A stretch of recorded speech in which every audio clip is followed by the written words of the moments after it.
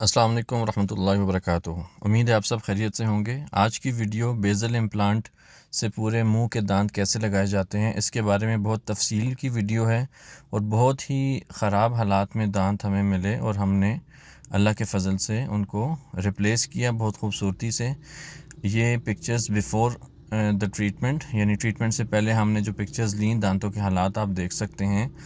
काफ़ी पुराने ब्रिजेस लगे हुए थे, दांत अपनी जगह से लूज़ हो चुके थे। ये आप एक्सरे देखें, एक्सरे में आप देख रहे हैं कि बोन लॉस है, काफ़ी ज़्यादा पुराने ब्रिजेस लगे हुए हैं और दांत अपनी जगह से बिल्कुल हिल चुके हैं, काफ़ी ज़्यादा मोबाइल हैं।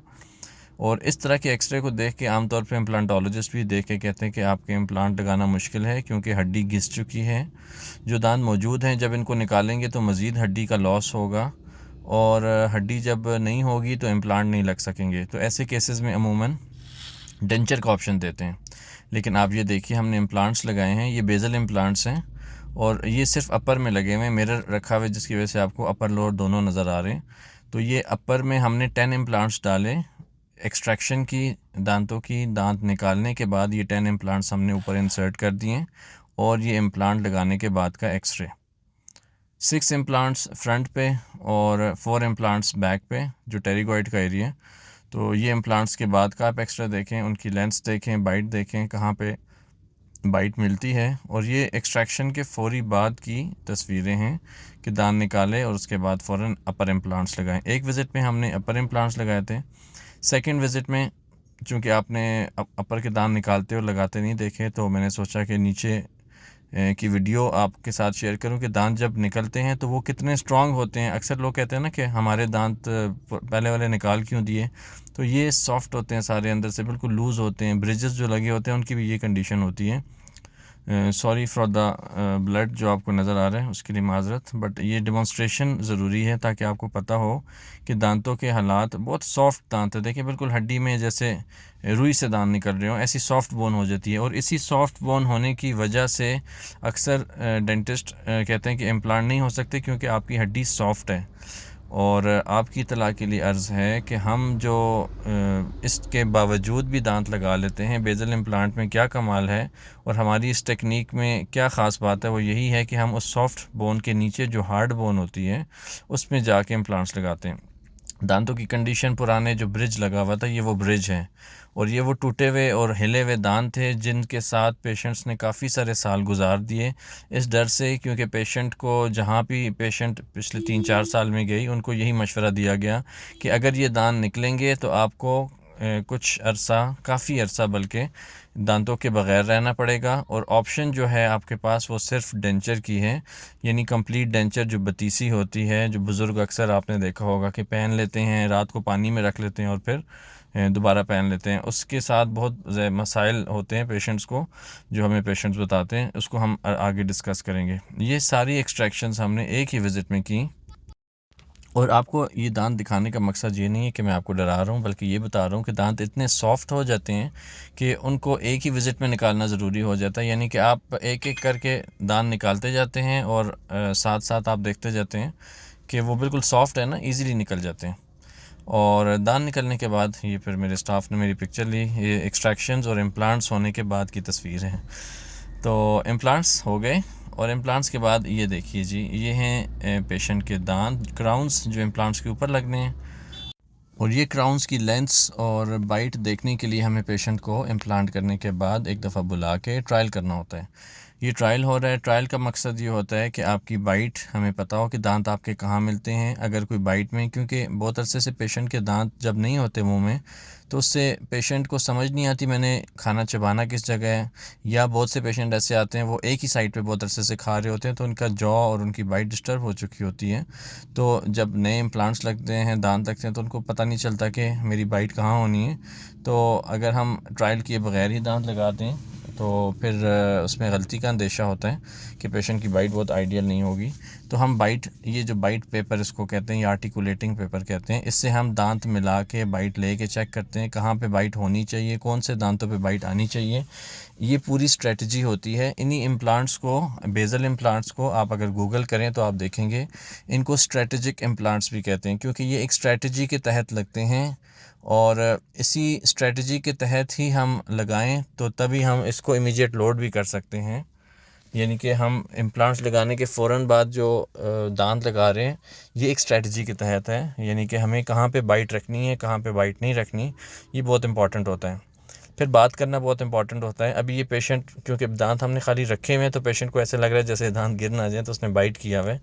तो फिर हमने कहा नहीं, आप खोलें, बात करें, ताकि हमें अंदाज़ा हो कि बाइट आपकी ठीक है, बात करने की स्पेस, खाने की स्पेस और च्यूइंग, बात करना आपका सारा वो चेक करना ज़रूरी होता है। अभी ये सिर्फ रखे हुए हैं दांत, ये इम्प्लांट्स के ऊपर दांत अभी हमने सीमेंट या फिक्स नहीं किए। उससे पहले ट्रायल करते हैं। देखने में हम देखते हैं स्माइल लाइन, लिप लाइन कैसी है, बात करने में कैसे नज़र आते हैं, पेशेंट ख़ुद मुतमईन है या नहीं उनके दांत के साइज़ से। तो ये सारी चीज़ें देख के जब पेशेंट खुश होता है, स्माइल देता है, तो हमें अंदाज़ा हो जाता है कि यस, पेशेंट इज़ हैप्पी।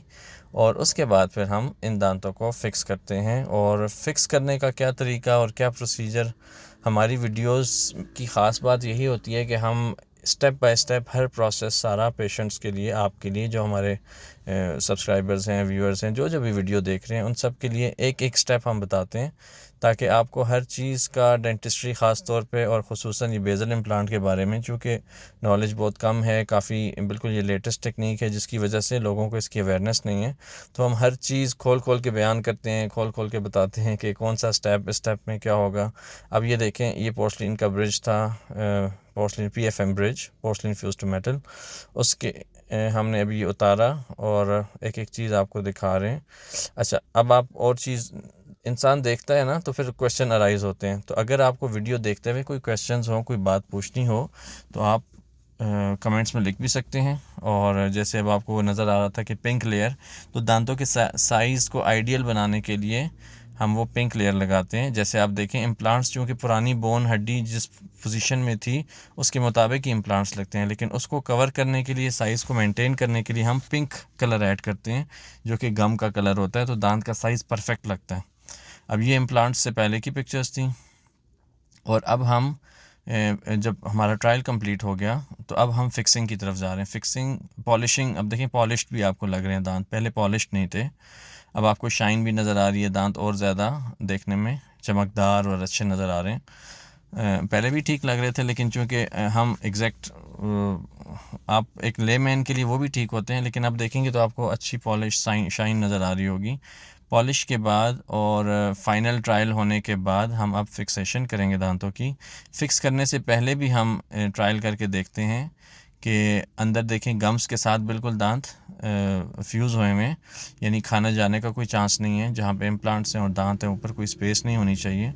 और यहाँ पे भी देखें, बिल्कुल कोई स्पेस नहीं है, गम्स के साथ बिल्कुल एडहेयर किए हुए हैं, यानी बाइट भी परफेक्ट है दांत मिलाने में पेशेंट की। और बाइट होने के बावजूद, परफेक्ट होने के बावजूद, जब हम सीमेंट करते हैं, फिक्स करते हैं दांत, उसके बाद भी बाइट एडजस्ट करते हैं। अच्छा, अब ये जहाँ जहाँ इम्प्लांट्स थे, इम्प्लांट्स के साथ ही सीमेंटेड ब्रिज होगा, इसके साथ हम सीमेंट कर देंगे ब्रिज को। और उसका भी सारा प्रोसेस आपको स्टेप बाय स्टेप दिखा रहे हैं। और ये हमने सीमेंट ऐड करने के बाद दांतों को इस तरह से फिक्स कर दिया। और जो एक्सट्रूड करता है, एक्स्ट्रा सीमेंट होता है, उसको हम रिमूव कर देते हैं बाद में। तो ओक्लूजन, जो बाइट होती है, वो बहुत इंपॉर्टेंट होती है, इसकी बात हो रही थी। और अब आप बाइट देखें, लगने के बाद आप देख रहे होंगे बिल्कुल परफेक्टली एक दूसरे के ऊपर बैठे हुए हैं, दांत बराबर हैं। लेकिन उसके बाद हम एडजस्टमेंट्स करेंगे ताकि और भी परफेक्शन आ जाए। तो ये अभी हमने उसके बाद बाइट एडजस्ट करने के बाद बाकी जो जो स्टेप्स हैं वो फॉलो करेंगे। कहाँ पे बाइट, अब वो स्ट्रेटजी फॉलो करेंगे। इनको स्ट्रेटजिक इम्प्लांट जो कहते हैं। तो स्ट्रेटजिक एरियाज़ होते हैं जहाँ जहाँ पे आपकी बाइट आनी चाहिए। तो अल्हम्दुलिल्लाह हमने इस केस को सक्सेसफुली, अल्लाह के फ़ज़ल से, करम से, आप सबकी दुआओं से, हस्सान डेंटल क्लिनिक में एक और केस कंप्लीट किया। कंप्लीट किए हुए तो इसको काफ़ी महीने हो गए हैं, बट वीडियो अपलोड करना थोड़ा सा बिज़ी होने की वजह से अक्सर वीडियो अपलोड नहीं हो पाती। और इस पेशेंट का तकरीबन 8 महीने का फॉलोअप भी हो चुका है अभी। यानी मोर देन 6 मंथ्स पूरे करके तो आ गई थी, लेकिन अब उसको भी 1-2 महीने गुजर चुके हैं। हम फॉलो अप बहुत इंपॉर्टेंट होता है। आप जब भी बेसल इम्प्लांट्स लगाएं उसके 3 मंथ, एक तो हम फ़ौरन फिक्स करने के फ़ौरन बाद, उस 1 हफ़्ते बाद, फिर 1 महीने या 3 महीने बाद, और 6 मंथ्स बाद या 1 साल बाद, जब भी आपका विज़िट हो लाजमी असेस करवाएं, दिखाएं बाइट आपकी ठीक है, सब कुछ ओके है, एक्सरे करके देखें, तो वो ज़रूरी होता है फॉलो अप करना।